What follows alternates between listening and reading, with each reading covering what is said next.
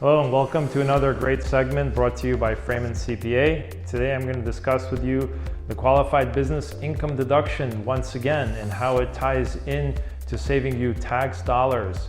Now we've touched upon the qualified business income deduction in the past, if you recall, and we've discussed things like reasonable compensation, when it's a good idea to stay an LLC versus an S-corporation, and other videos where we were like, well, stay as an LLC.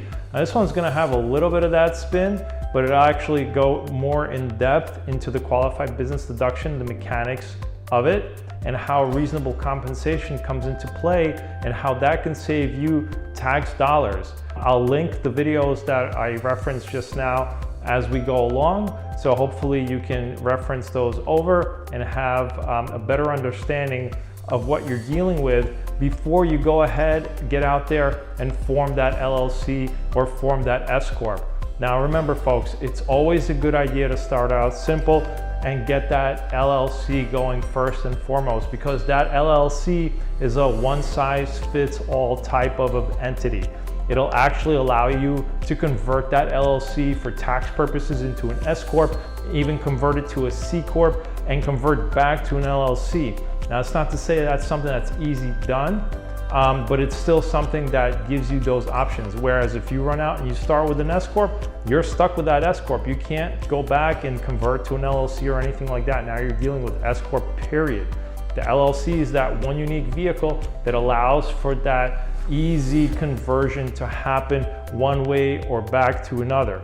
So just keep that in mind as we go along. So all right, so as the title describes, Qbid. What is the Qbid? And as we've discussed before, it's that new being in business deduction where as of 2018, if you're in business and you have qualified business income, you get 20% off just for being in business. So if I earned $100,000 from being self-employed and that's considered qualified business income, guess what?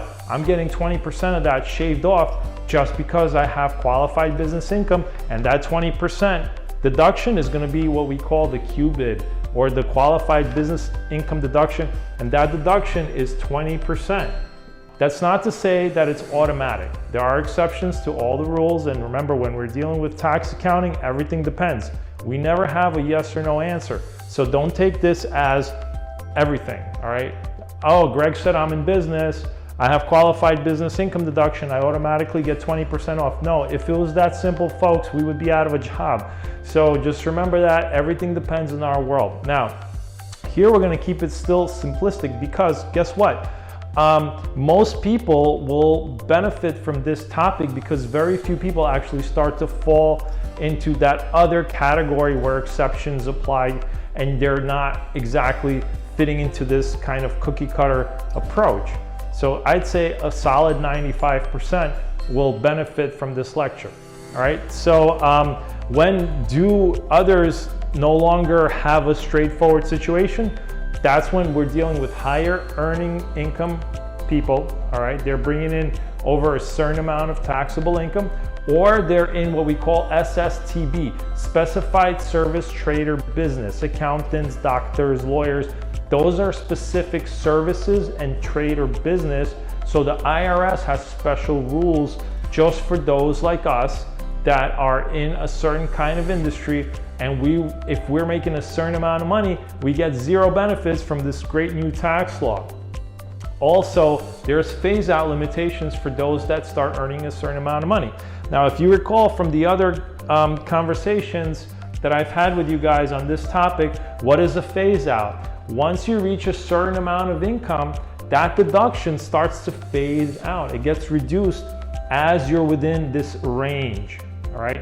So for married filing jointly, that range is at 326, we'll keep it simple, K, and it goes out to 426K. And when you're in this range, right, your deduction of the 20% starts reducing, and it could even be eliminated once you go over a certain amount, all right?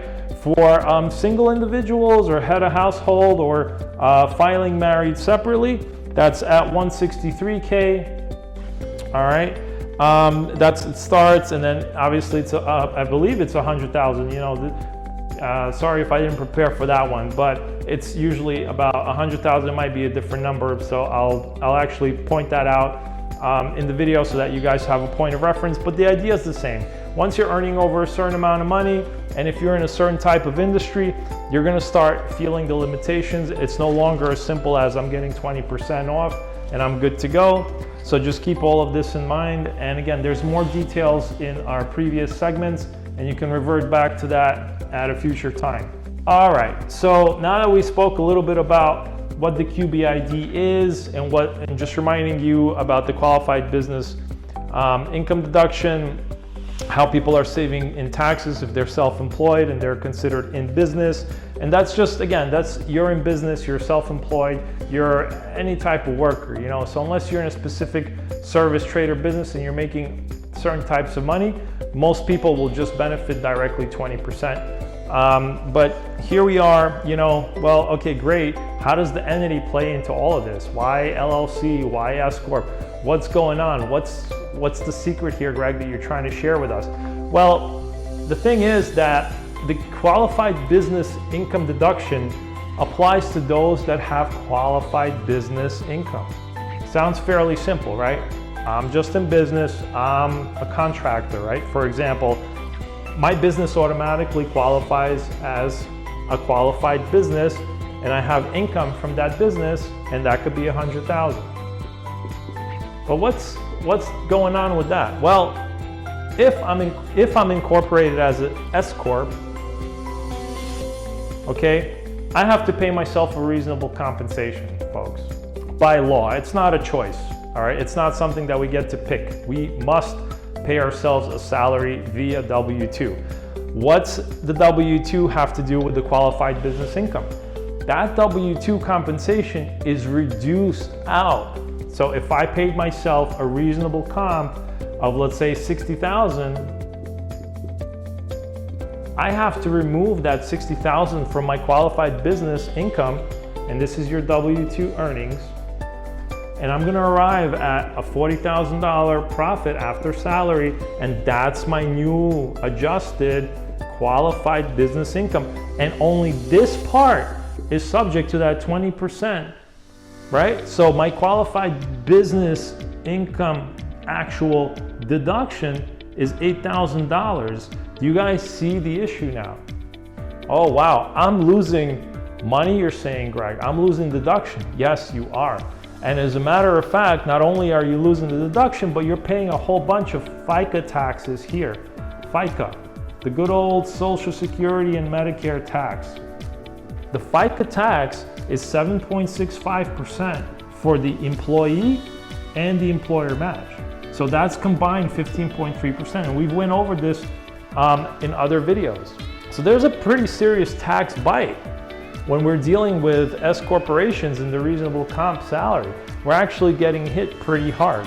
Not only do we have to pay some payroll taxes, but we're losing our our $40,000 qualified business income deduction, and we're only getting $8,000 instead of what, 20%. Well, why don't I just pay myself zero in W-2, Greg, and then really benefit? No, because that's against the tax law. You're required by law to pay yourself a reasonable comp. And from here on over, when we're talking about reasonable compensation, I'm gonna write in RC, folks, so you know that I'm talking about reasonable compensation. All right, so what's the deal, Greg? How are you gonna save us money? Is it even worth going down this rabbit hole with the reasonable compensation and the entity election? Yes, absolutely, it makes a lot of sense. All right, let's just recap one more time and we'll solidify. When you're just an LLC or just self-employed individual, all right, or a partnership for tax purposes, if you have self-employment income, which most of these will,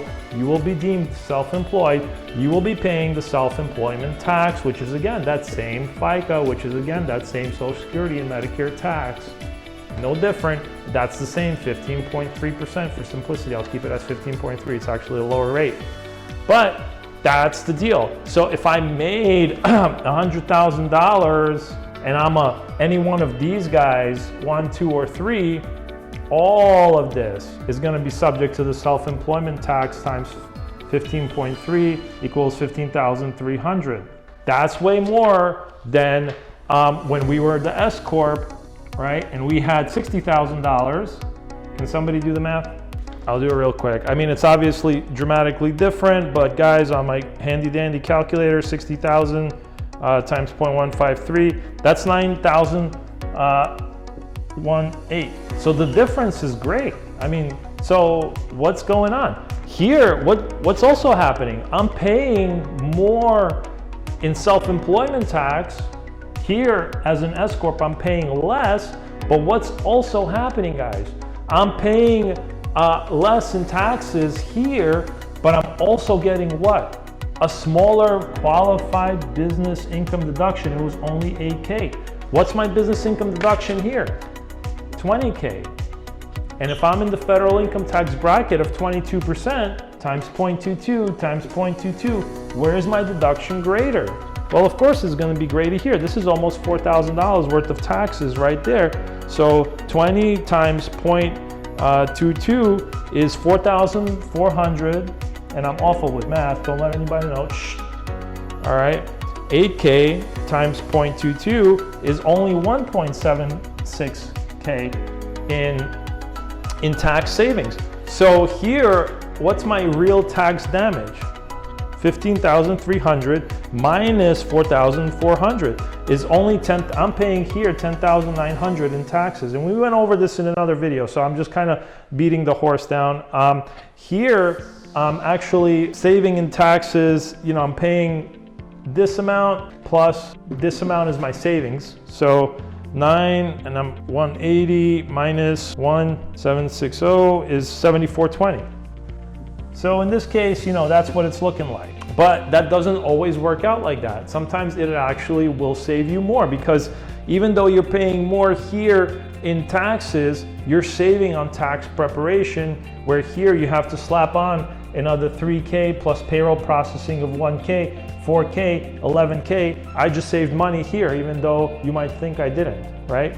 And we went over that in that LLC versus S-corp business, where we highlight that in some cases you do end up saving more with a simplistic way of accounting and staying as an LLC. This just is bringing home that same exact concept once again to you guys, so that you understand what we're talking about and the mechanics of it. So the mechanics of it is obviously different, because on one end you're paying more in taxes, but you get a higher qualified business income deduction. And right there, this is like a simpler way of looking at it, and the impact's not so great. So you might be even saying, well, I don't care. I mean, it's $1,000 here, it's $1,000 there. You know, obviously we care about everything, but you might be asking yourself, why do I need all this advice if when you're presenting it here, it's not such a great deal? Because in some cases, folks, the difference is dramatic. And in this particular conversation, we're actually going to go into something more than just what we've presented to you before. We're going to show you how dramatic it can actually be, and how much you can actually stand to save by choosing the right entity type. So let me review my notes real quick, and we'll dive into an example, and I'll explain to you exactly how this works.